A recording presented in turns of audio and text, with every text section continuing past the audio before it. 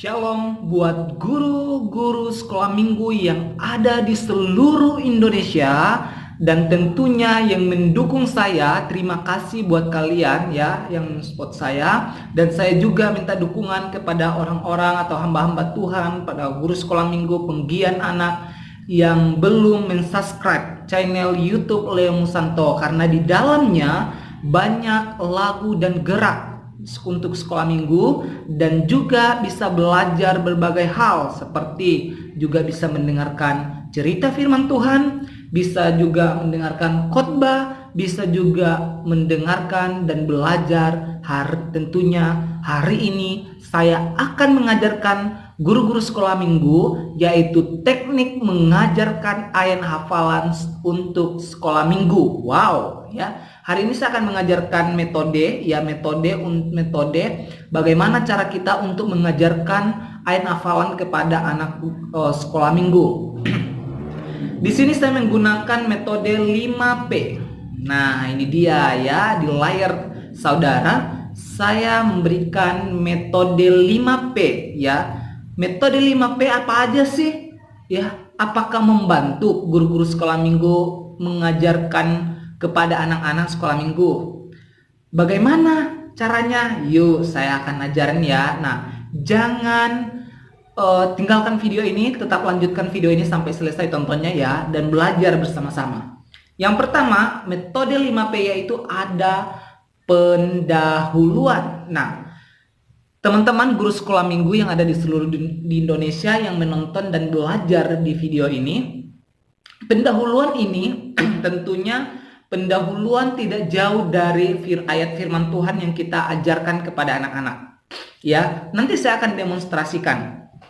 Ya, pendahuluan itu tidak boleh panjang lebih dari cerita. Ya, pendahuluan itu singkat dan mudah dipahami oleh anak. Itu yang pertama, metode 5P yang pertama adalah pendahuluan. Yang kedua adalah 5P yang kedua adalah penyajian.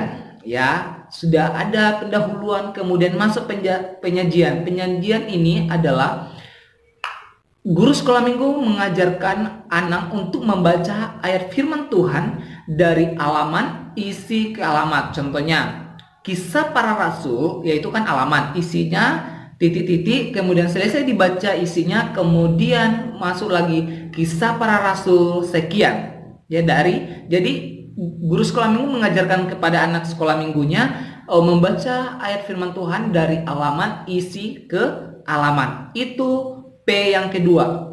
P yang ketiga adalah penjelasan. Ya, penjelasan ini kita sebagai guru sekolah minggu mengajarkan kepada anak-anak ya mengenai apa yang dimaksud oleh ayat firman Tuhan tersebut. Ya. Apa yang dimaksud oleh ayat firman Tuhan itu kepada anak-anak ya, itu 5P yang ketiga. 5P selanjutnya adalah tentang penerapan. Nah, di dalam penerapan ini ya ada dua. Anak yang sudah percaya kepada Tuhan Yesus dan anak yang belum percaya. Nah, ini beda-beda penerapan ya, guru-guru sekolah minggu. Kalau yang saudara atau guru-guru sekolah minggu melayani anak-anak yang sudah percaya, sudah terima Tuhan Yesus menjadi Tuhan dan Juru Selamat mereka, kita hanya menggunakan 5P. Ya, 5P. Tidak, karena mereka sudah percaya. Nah, yang ketiga, kecuali beda kita melayani penginjilan di luar yang belum percaya, kita tidak tahu, kita hanya menggunakan apa? Siapa di sini yang sudah percaya kepada Tuhan Yesus, angkat tangan. Ya, ketika mereka mengangkat tangan artinya mereka percaya kepada Tuhan Yesus. Artinya penerapannya yang pertama adalah kepada orang yang percaya. Dan yang tidak mengangkat tangan otomatis mereka yang tidak percaya kepada Tuhan Yesus. Nah, penerapannya berbeda lagi ya, berbeda lagi. Oke. 5P yang ketiga atau 5P yang terakhir ini adalah pengulangan. Nah, disinilah anak-anak akan menghafal ayat hafalan tersebut ya. Jadi mulai membaca dari halaman isi ke alamat. Nah, dari sinilah guru sekolah minggu mengajak anak-anak untuk menghafal ayat firman Tuhan atau ayat hafalan tersebut. Ya, di sini biasanya kami di sekolah minggu di sini menggunakan metode ya pengulangan ini metode lampu merah. lampu hijau, lampu merah, ya kan? Kalau nanti tergantung saudara bagaimana tangan saudara. Kalau luas pasti, kalau tangannya melebar pasti suaranya juga kencang. Kalau merapat maka suara anak-anak membacanya akan pelan. Nah, disinilah akan anak-anak membuktikan mereka akan mampu untuk menghafal ayat firman Tuhan tersebut. Jadi itu metode 5P mengajarkan anak-anak untuk mengetahui, menghafal ayat hafalan. Nah, saya akan mendemonstrasikan bagaimana caranya untuk menghafal ayat hafalan. Nah, saya akan mendemonstrasikan di sini saya mengambil ayat hafalannya Kisah Para Rasul pasal 4 ayat 12a ya. Nah, saya akan mulai dari 5P yang pertama, yaitu pendahuluan. Nah, pendahuluan saya seperti ini ya Bapak Ibu. Adik-adik, guru sekolah minggu mengajarkan tentang kebenaran firman Tuhan. Wah, tapi apakah guru sekolah minggu dapat menyelamatkan kamu? Bisa? Bisa. Nah, kita harus menunggu jawaban anak. Kalau kata mereka iya atau kata mereka tidak, nah bagaimana saudara menanggapinya? Nah, kalau mereka bilang tidak, iya, ya, tapi ada satu pribadi yang dapat menyelamatkan kamu, yaitu terdapat di Kisah Para Rasul pasal 4 ayat 12. Masuk penyajian ya. Nah, buka Alkitabnya ya.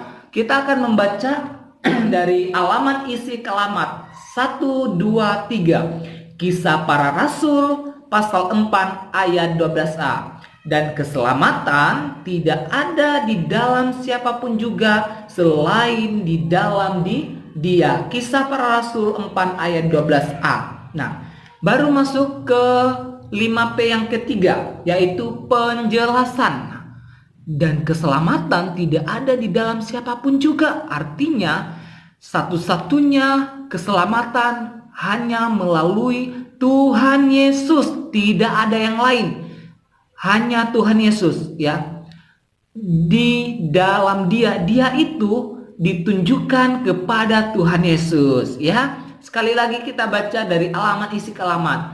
Kisah Para Rasul pasal 4 ayat 12a. Dan keselamatan tidak ada di dalam siapapun juga selain di dalam Dia. Nah, kemudian masuk ke 5P terakhir, pengulangan. Nah, disinilah teman-teman bisa menggunakan alat peraga. Ya, bisa lalu lintas, bisa lampu hijau, ya, merah, bisa. Ya, sampai anak-anak itu bisa menghafal. Ya, tergantung kreatif saudara mengajarkan ayat hafalan ini. Di pengulangan ini bisa menggunakan alat peraga, juga bisa untuk berbaris ya, per kalimat ya, kemudian tutup. Kalau biasanya kami menggunakan di kertas APS ya, kami ketik, kami besarkan tulisannya, kemudian per kalimat ya. Contohnya, dan keselamatan tidak ada di dalam siapapun juga.